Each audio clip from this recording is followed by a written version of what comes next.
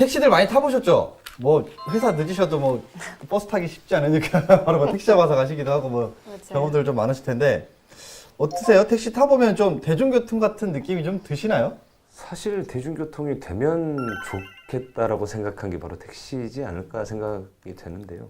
그런데 개인적으로.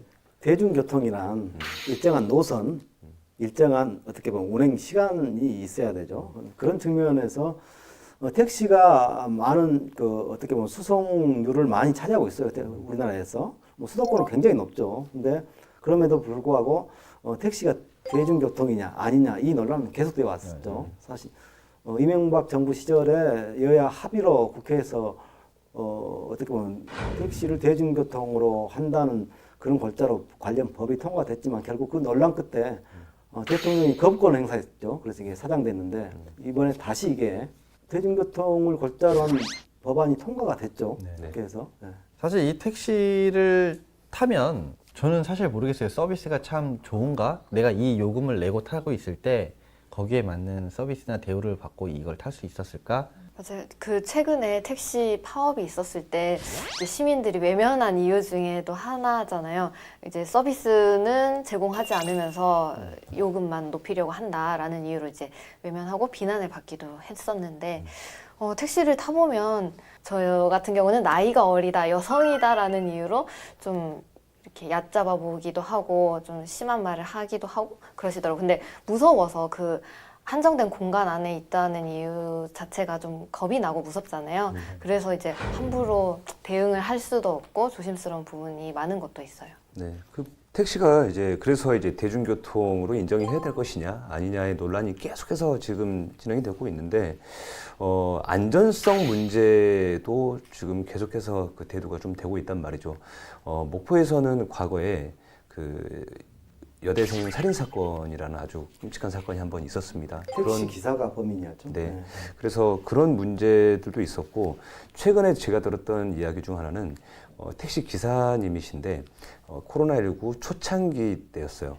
마스크를 안 쓰고 있었는데 뒤에 탄 승객께서 굉장히 거친 말을 해서 심지어 폭행까지 하셨다 그러더라고요. 그래서 그런 이제 문제점들까지 불거진 거죠. 그래서 외국에는 그 운전기사와 승객 사이를 가로막는 맞아요. 굉장히 분리대가 있습니다. 삭막한 분리대가 존재하기도 하고 아직까지 우리나라는 그런 삭막함까지는 공감대가 없는 것인지 이제 그건 하지는 않았는데 그런 이제 안전장치를 심지어 치기도 한단 말이죠. 그래서 이것들이 이제 공공재가 만약에 된다고 했을 경우에는 아무래도 그런 교육이라든지 이 사람들이 사실 그 택시가 면허를 빌려 쓰기도 했던 이런 가격 문제도 있었기 때문에 그런 그 사각지대에 놓이면서 그런 사고들이 좀 발생을 했거든요. 그러다 보니까 그런 것들을 좀 예방할 수 있지 않을까라는 그런 장점도 있는 반면에 또 이것에 수반되어지는 예산이라든지 또 어떤 반발들 이런 것들을 어떻게 또 합의를 이끌 것인가 이게 지금 가장 쟁점인 것 같습니다.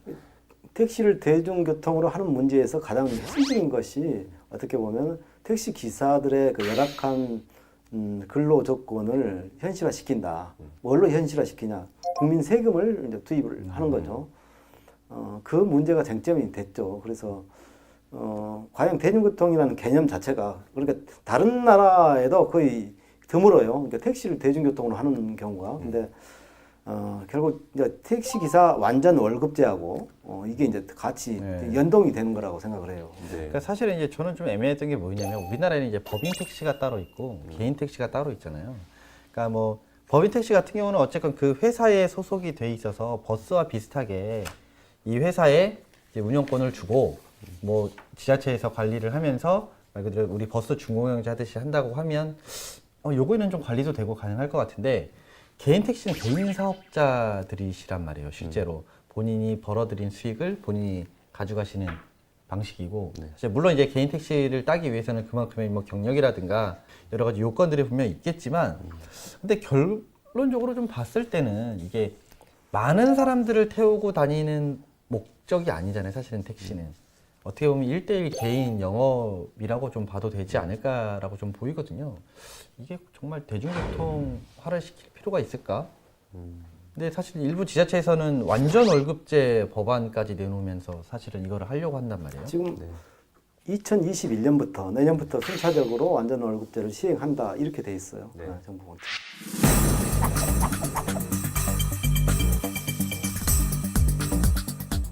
그러니까 저는 이거에 대해서 참 찬성하기도 뭐하고 반대하기도 좀 뭐하다는 생각이 좀 들더라고요. 그러니까 산학금제가 완전히 없어지면 진짜 말 그대로 공공성을 떼야 된다는 소리인데 과연 택시가 100% 공공성의 인정을 받으면서 운행이 될까?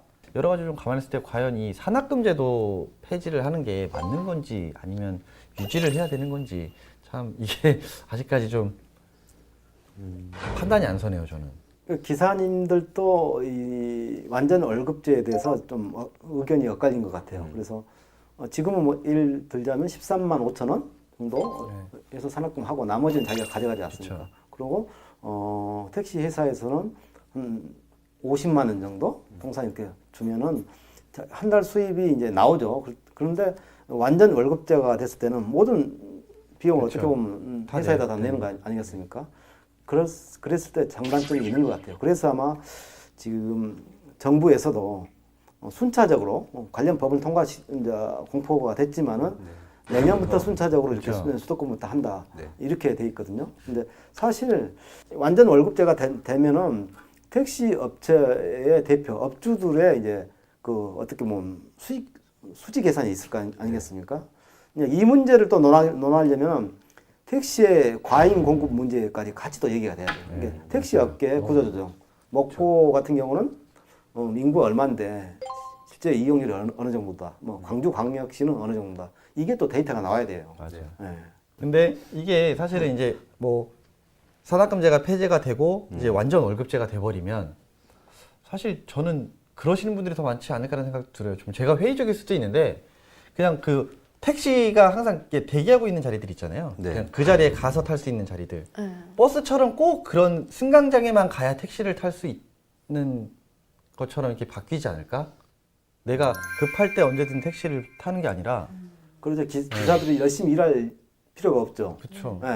예. 그러니까 좀 그런 우려도 사실은 좀 있을 것 같더라고요, 저는. 근데 이제 이 산학금이라는 게 일정한 기준이 있잖아요. 그 일정 금액의 이상을 회사에다가 이제 그걸 채웠을 경우에만 월급을 받아갈 수 있는 이제 그런 조건이 되다 보니까 그거를 채워버리게 되면 사실 일을 하기 싫어버릴 거 아니에요. 예, 그랬을 경우에는 손님을 골라받는다든지 그냥 놀아버린다든지 열심히 해야 될 어떤 그 동기부여를 해줄 수 없다는 거죠. 아무튼 택시가 공급 과잉이에요.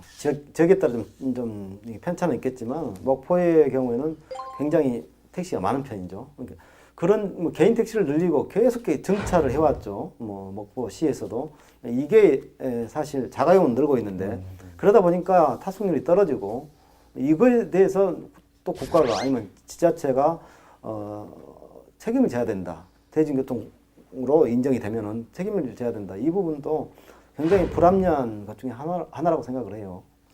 그래서 사실 우리나라에서도 타다법 금지법이 논란이 되기도 했잖아요. 네. 동남아나 이런 데 가보면 뭐 미국도 그렇고 우버 택시라든지 굉장히 활성화되어 있는데 대한민국은 아직은 좀 보수적이란 말이죠. 그런 부분들이. 뭐 타다라든가 이런 종류들이 사실 우리나라에 많지도 않을 뿐더러 네. 굉장히 아직까지는 소수거든요. 그러니까 클 것을 우려해서 사실 사전에 미리 막는 느낌이 더 강한 것 같아요, 저는. 그리고 그냥 내 밥그릇을 뺏어갈라 그래? 이 느낌보다 내 밥그릇을 뺏을 만큼의 규모가 되기 전에 싹수부터 잘라야 돼라는 느낌이 사실은 전 더 강했어요. 그러니까 좀 안타깝더라고요, 사실 그런 부분도. 전국에 택시 종사자가 그만큼 많다는 거고 그래서 이 반발을 어떻게 이겨내느냐 이런 부분들이 이제 관건이라는 거죠. 이것을 뭐 대중교통으로 인정하는 문제도 그렇고요. 그러니까 저는 기본적으로 그렇게 생각해요. 택시가 정말 대중교통화가 되고 또 좀 서민들에게 좀 가까이 다가가려면 지금 솔직히 요금도 너무 비싸거든요. 네. 기본 요금부터가 사실은 부담되는데 이런 부분들도 좀 완화 좀 시켜주시고 또 서비스도 좀 늘려주시고 또 기사분들의 이런 기본적인 마인드도 좀 어느 정도 교육이 좀 필요하지 않을까. 이런 것들이 좀 선행되지 않은 상황에서 말 그대로 진짜 대중교통화가 된다? 그거는 좀 저는 반대하고 싶네요, 사실. 그래서 이제 이용객들 국민들이 이제 타다를 찬성하는 이유도 하나였잖아요. 공정한 경쟁이 이루어져서 좀 우리에게 좋은 서비스를 제공해 주길 바란다라는 마음에서 경쟁이 좀 이루어졌으면 좋겠다라는 생각이 많이 들어요. 근데 이게 법원에서 무죄를 판결을 했는데 국회에서 그러니까요. 뒤집어 버릴 수가 있는 택시 걸까요? 완전 월급제가 어떻게 보면 택시와 카풀의 그 사회적 대립을 어떻게 보면 타협하는 선에서 맞아요. 이게 나온 거죠. 네. 근데 과제가 이제 생긴 거죠. 왜냐하면 완전 월급제를 하되 정부의 예산, 그러니까 국민 세금을 지원할 것인가. 택시 업계에서는 당연히 반말이죠. 네, 이걸 안 해주면 완전 월급제를 할 수 없다. 이렇게 나올 거란 말입니다. 그래서 택시 업계에서는 정부 예산을 무조건 투입해야 된다.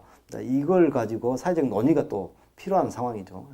예, 그러니까 이게 택시를 대중교통으로 인정하기 위한 어떤 과정은 분명한 것 같은데 이제 이 과정이 너무 진통이 좀 심하지 않을까 생각이 됩니다.